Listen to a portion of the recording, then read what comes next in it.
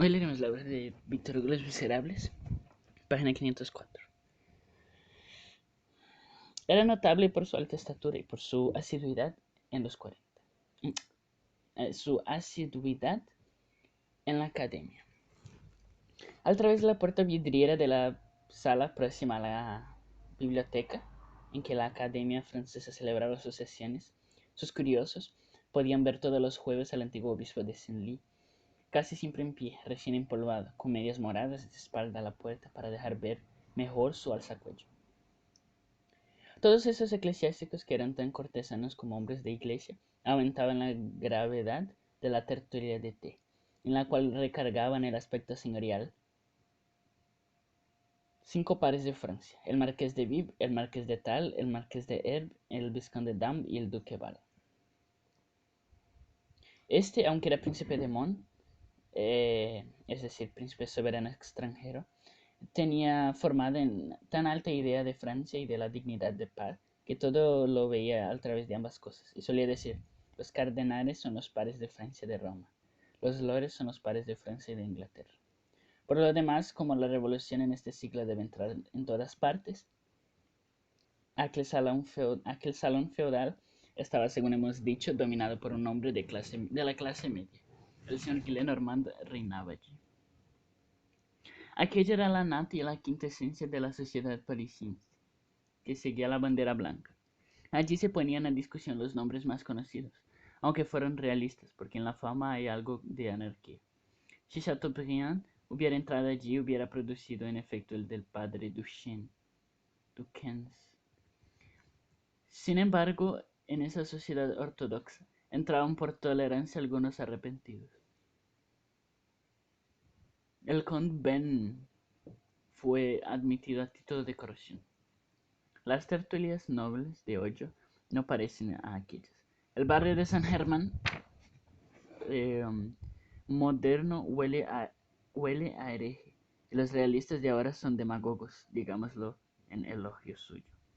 En casa de la señora T, como la tertulia que se componía de lo más superior,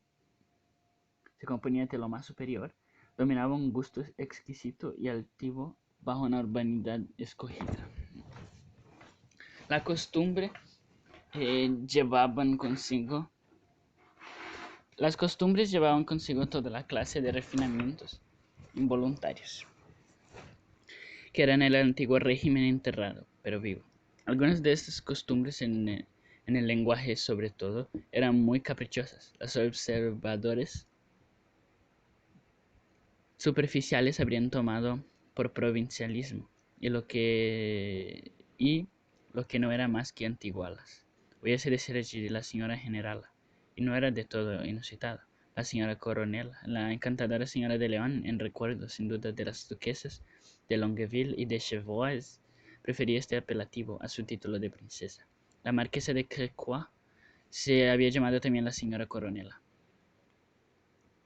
En este pequeño círculo aristocrático se inventó el refinamiento, al decir de las tullerías, que hablar al rey en tercera persona y no decir nunca vuestra majestad, porque este tratamiento había sido profanado por el usurpador. Allí juzgaban los hechos de los hombres, se burlaban del siglo con lo cual quedaban dispensados de comprenderle, auxiliábanse en esta ignorancia, y se comunicaban mutuamente la cantidad de luz que cada uno poseía. Matusalén enseñaba a Epiménides: el sordo ponía al corriente al ciego. Declarábase como no pasado el tiempo desde Coblentz, y así como Luis XVIII estaba por la gracia de Dios en el 25º año de su reinado, así los emigrados se encontraban en derecho del 25º año de su adolescencia. Todo estaba en armonía, nada había vivido demasiado. La palabra apenas era un soplo. El periódico, en conformidad con el salón, parecía un papiro. Había jóvenes, pero estaban casi muertos. En la antecámara las libreas estaban muy gastas, porque las personas eran de una edad muy pasada y tenían criados de su época. Todo aquello parecía que había vivido hace mucho tiempo, y luchaba con el sepulcro. Todo su diccionario se reducía casi a estas palabras: conservar, conservación, conservador. Lo que importaba era estar en buen olor. Y en efecto, las opiniones de aquellos grupos venerables estaban embalsamadas. Sus ideas olían a nardo. Era aquel un mundo en estadio de momia. Los amos estaban embalsamados, los criados empajados. Una digna marquesa vieja, recién llegada de la emigración y arruinada, no tenía más que una criada y seguía diciendo mis criados. Pero, ¿y qué hacían en la tertulia de la señora T? Eran ultras. ¿Y qué quería decir ser ultra? Esa palabra no tiene significado, aunque lo representa, aunque lo que representaba no haya desaparecido. Expliquémoslo. Ser ultra es ir más allá, es hacer la guerra al cetro en nombre del trono, y la mitra en nombre del altar. Es maltratar lo que se arrastra, es arrojarse en el tiro de caballos para que vaya más deprisa, es censurar a la hoguera porque quema poco a los herejes, es reprender al idólatra por su poca idolatría, es insultar por exceso de respeto, es hallar en el papa poco papismo, en el rey poco realismo y mucha luz en la noche. Es estar descontento del alabastro, de la nieve, del cisne y de la azucena en nombre de la blancura. Es ser partidario de las cosas hasta el punto de ser su enemigo. Es llevar el pro hasta el contra. El espíritu ultra caracteriza especialmente la primera fase de la restauración. No hay nada en la historia semejante al periodo que empieza en 1814 y termina en 1820, al advenimiento del señor Villèle, el hombre práctico de la derecha. Estos 6 años fueron un momento extraordinario, ruidoso y triste a la vez, risueño y sombrío, iluminado como por la claridad del alma y cubierto al mismo tiempo de las tinieblas de las grandes catástrofes que llenaban aún el horizonte y se iban perdiendo lentamente en lo pasado. Hubo en aquella luz, en aquella sombra, un pequeño mundo, nuevo y viejo, bufón y triste, juvenil y senil, frotándose los ojos, porque nada se parece al acto de despertar como la vuelta de una emigración. Grupo que mira a Francia con ironía, viejos búhos, marqueses finchados, los que desaparecen y los aparecidos, los estupefactos de todo, buenos y nobles aristócratas, que se sonreían por estar en Francia, y lloraban también sorprendidos al volver a su patria, desesperados de no encontrar su monarquía, la nobleza de las cruzadas, desapareciendo a la nobleza del imperio, es decir, a la nobleza de la espada, las razas históricas que habían perdido la significación de la historia, los hijos de los compañeros de Carlomagno, menospreciando a los compañeros de Napoleón. Las espadas, como acabamos de decir, se enviaban recíprocamente el insulto. La espada de Fonteno era cosa de risa, y estaba cubierta de orín. La espada de Marengo era odiosa, y no se veía en ella más que un sable. Él antiguamente desconocía el ayer. No se tenía el sentimiento de lo grande, ni del sentimiento de lo ridículo, y hubo quien llamó escapín a Bonaparte. Aquel mundo ya no existe, nada queda de él, por casualidad alguna. Figure, si tratamos de hacerla revivir por medio de una imaginación, nos parece extraña, como de un mundo antediluviano, y que en efecto ha sido sumergido también por un diluvio, ha desaparecido bajo 2 revoluciones. ¿Qué olas tan poderosas son las de ideas? ¿Cómo cubren rápidamente todo lo que deben destruir y sepultar en cumplimiento de su misión? Y cuán pronto excavan terribles profundidades. Tal era la fisonomía de las tertulias de aquellos tiempos lejanos y cándidos. En el señor Montauville tenía más agudeza que el mismo Voltaire. Estas tertulias tenían una literatura y una política propias. Creían en Fiede. El señor Agie ponía la ley. Comentábase a Colnet, publicista, que vendía libros viejos en la muelle Malacqua. Napoleón era conocido solo por el logro de Córcega, pero después la introducción de la historia del señor Marqués de Bonaparte, teniente general de los ejércitos del rey, fue una concesión al espíritu de su siglo. Aquellas tertulias no se conservaron puras mucho tiempo. Desde 1818 empezaron a germinar en ellas algunos doctrinarios, matiz sospechoso, que tenía por sistema ser realista, disculpándose de serlo. Los doctrinarios estaban avergonzados, donde los ultras triunfaban. Tenían talento y guardaban silencio. Su dogma político estaba convenientemente aderezado de gravedad. Debía pues triunfar. Hacía muy útilmente exceso de corbata blanca y frac abotonado. El error o la desgracia del partido doctrinario ha sido crear una juventud envejecida. Tomaban posturas de sabios, soñaban con injertar en el principio absoluto y excesivo un poder templado. Oponía algunas veces con rara inteligencia al liberalismo demoledor, un liberalismo conservador, y se los oía decir: gracia para el realismo, no os ha hecho más que un beneficio, nos ha traído de nuevo a la tradición, el culto, la religión, el respeto. Es fiel, valiente, caballeresco, amante, leal, viene a mezclar aún con pesar las nuevas grandezas de la nación, las grandezas seculares de la monarquía. Tiene la desgracia de no comprender la revolución, el imperio, la gloria de la libertad, las nuevas ideas, las nuevas generaciones, el siglo. Pero ese defecto que tiene respecto de nosotros, ¿no lo teníamos algunas veces también respecto de él? La revolución de que somos herederos debe tener inteligencia de todo. El contrasentido del liberalismo es atacar el realismo. ¿Qué falta? ¿Qué ceguedad? Francia, Francia revoluble se trata de la nobleza de la monarquía, como después del 8 se trata la nobleza del imperio. Ellos han sido injustos como el águila, con el águila. Nosotros lo somos con la flor de lis. ¿Se desea pues siempre tener algo que proscribir? ¿Es útil acaso desdorar la corona de Luis XIV? ¿Raspar el escudo de Enrique IV? Nos burlamos del señor Vaublanc que borraba las N del puente de Jena. ¿Y qué hacía? Lo que hacemos vosotros, Bovin, nos pertenece lo mismo que Marengo, y las flores de lis lo mismo que las N.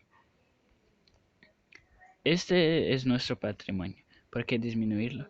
No debemos renegar la patria ni en lo pasado, ni en lo presente. Porque no hemos de admitir toda la historia. Porque no hemos de amar a toda Francia. De este modo criticaban y protegían los doctrinarios al realismo, descontentos porque le criticaban, irritados porque le protegían. Los ultra caracterizado por la primera época del realismo. La congregación caracterizó la segunda. La pasión sucedió a la habilidad. Dejamos aquí este bosquejo. En el curso de esta narración el autor se encontraba en su camino este momento curioso de la historia contemporánea y al pasar ha debido dirigirle una mirada y trazar algunos de los perfiles singulares de aquella sociedad desaparecida hoy.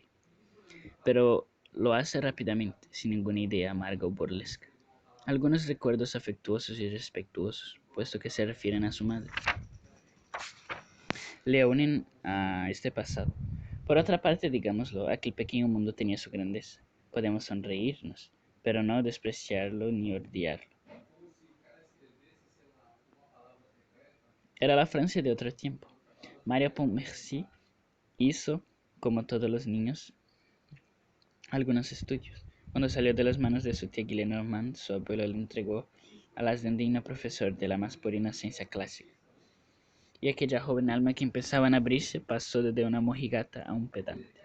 Mario pasó los años de colegio y entró en la escuela de Derecho. Era realista fanático y austero. Amaba muy poco a su abuelo, cuya alegría y cuyo cinismo le incomodaban, y era sombrío respecto de su padre.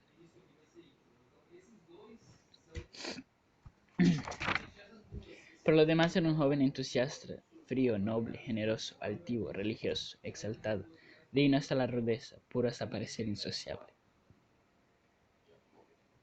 4. Fin del bandido. La conclusión de los estudios clásicos de Mario coincidió con la salida del mundo del señor Gillenormand. El viejo se despidió del arrabal de San Germán y de las reuniones de la señora T. y fue a establecerse en Mahat, en su casa de la calle de las Hijas del Calvario, donde tenía por criados, además del portero, a la doncella Nicolásita, que había sucedido a la Magnon y al vasco Finchado y Cancino, que hemos hablado algunas páginas antes. Mario acaba de cumplir los 17 años en 1827, y un día al volver a su casa vio a su abuelo con una carta en la mano. Mario, dijo el señor Gillenormand, Mañana partirás para vernos. ¿Para qué? Dijo Mario. Para ver a tu padre. Mario se estremeció. En todo había pensado, excepto en que podría llegar un día que tuviese de ver a su padre. No podía encontrar nada más inesperado, más sorprendente y, digamos, más desagradable. Era la antipatía obligada a convertirse en simpatía. No era un disgusto, sino un trabajo fatigoso. Mario, además de sus motivos de antipatía, estaba convencido que su padre, el acuchillador político, como le llamaban el señor Gillenormand en los días de mayor amabilidad, no le amaba. Eso era evidente, porque le había abandonado así y entregado a otros, creyendo que no era amado, no amaba. Nada más sencillo, se decía. Quedó tan estupefacto que no preguntó nada al señor Gillenormand. El abuelo añadió: parece que está malo, te llama.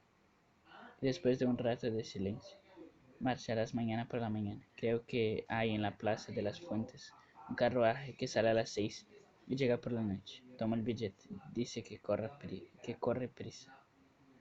Después arrugó la carta y la metió en el bolsillo. Mario hubiera podido partir aquella misma noche y estar al lado de su padre el día siguiente por la mañana, porque la calle de Boulogne salía entonces en la diligencia que iba a Rouen de noche y pasaba por Vernon. Pero si el señor Gillenormand ni Mario pensaron en informarse. Al día siguiente, al anochecer, llegaba María Vernon. Principiaban a encenderse las luces. Preguntó el primer transeúnte: ¿la casa del señor Pontmercy? Porque en su interior era de las mismas ideas que la restauración, y no reconocía tampoco en su padre el grado de coronel ni la baronía. Indicáronle la casa. Llamó, abrióle una mujer con una lamparilla en mano. El señor Pontmercy, dijo Mario. La mujer permaneció inmóvil. ¿Es aquí? Preguntó Mario. La mujer hizo con la cabeza un signo afirmativo. ¿Puedo hablarle? La mujer hizo un signo negativo. Es que soy su hijo, dijo Mario. Me espera. Ya nos espera, dijo la mujer. Mario echó entonces de ver que estaba llorando. La mujer le señaló con el dedo la puerta de la sala baja, donde entró. En aquella sala, iluminada por una vela de cebo, colocada sobre la chimenea, había 3 hombres, uno de pie, otro de rodillas y otro que estaba en camisa y echado cuando largo sobre los ladrillos. El que estaba en el suelo era el coronel. Los otros que eran un médico y un sacerdote que oraba. El coronel había sido atacado hace 3 días de una fiebre cerebral. Al principio de la enfermedad tuvo un fatal presentimiento y escribió al señor Gillenormand para llamar a su hijo. El mal había aumentado y el mismo día de la llegada de María Vernon, el coronel había tenido un acceso de delirio. Se había levantado del lecho a pesar de la oposición de la criada, gritando: mi hijo no viene, voy a buscarle. Y habiendo salido de su cuarto cayó en el suelo de ladrillos de la antecámara. Acababa de expirar. Había sido llamada al médico y el cura, pero uno y otro habían llegado demasiado tarde. También el hijo llegó tarde. A la débil luz de la vela se distinguía la mejilla del tendillo y pálida coronel, una gruesa lágrima que había salido de su ojo ya moribundo. El ojo se había apagado, pero la lágrima no había secado aún. Aquella lágrima era una tardanza de su hijo. Mario contempló a aquel hombre a quien veía por primera y última vez. Contempló aquella fisionomía venerable y varonil, aquellos ojos abiertos que no miraban, aquellos cabellos blancos, aquellos miembros robustos en los que se veían acá y allá líneas oscuras que eran sablazos, y una como estrella rosada que eran agujeros de bala. Contempló aquella gigantesca cicatriz que imprimía un sello de heroísmo en aquella fisonomía marcada por Dios con el sello de la bondad. Pensó en que aquel hombre que era su padre y aquel hombre que estaba muerto, y permaneció inmóvil. La tristeza que experimentó fue la misma que hubiera sentido ante cualquier otro muerto. Y sin embargo, en aquella sala se respiraba un hondo dolor, un dolor punzante. La criada sollozaba en un rincón, el cura rezaba y le oía sollozar. El médico se secaba las lágrimas, el cadáver lloraba también. El médico, el cura y la mujer miraban a Mario a través de su aflicción, sin decir una palabra. Era él extraño. Se sentía poco conmovido, avergonzado y en una situación embarazosa. Tenía el sombrero en la mano y lo dejó caer al suelo para hacer creer que el dolor le quitaba la fuerza necesaria para sostenerlo. Al mismo tiempo sentía como un vago remordimiento y no reconvenía por obrar así. Pero ¿era esto culpa suya? No amaba a su padre. ¿Y qué? El coronel no dejaba nada. La venta de sus muebles apenas alcanzaba para pagar el entierro. La criada encontró un pedazo de papel que entregó a Mario. En él estaba escrito lo siguiente por el mismo coronel: para mi hijo. El emperador me hizo varón en el campo de batalla de Waterloo. La restauración me niega este título, que he comprado con mi sangre. Mi hijo lo tomará y lo llevará. No hay que decir que será digno de él. A la vuelta del coronel había añadido: en esta misma batalla de Waterloo, un sargento me salvó la vida. Se llama Thénardier. Creo que últimamente tenía una posada en un pueblo de los alrededores de París, en Chelles o en Montfermeil. Si mi hijo lo encuentra, haga por él todo el bien que pueda. Mario cogió este papel y lo guardó no por amor a su padre, sino por ese vago respeto a la muerte que tan imperiosamente vive en el corazón del hombre. Nada quedó del coronel. El señor Gillenormand hizo vender a un prendero su espada y su uniforme. Los vecinos echaron a perder el jardín y cogieron las flores más raras. Las demás plantas se convirtieron en maleza y murieron. Mario permaneció solo 48 horas en Vernon. Después del entierro volvió a París y se entregó al nuevo estudio del derecho, sin pensar más en su padre, como si no hubiera existido nunca. El coronel fue enterrado en 2 días y olvidado en 3. Mario llevaba una gasa en el sombrero. A esto se redujo todo.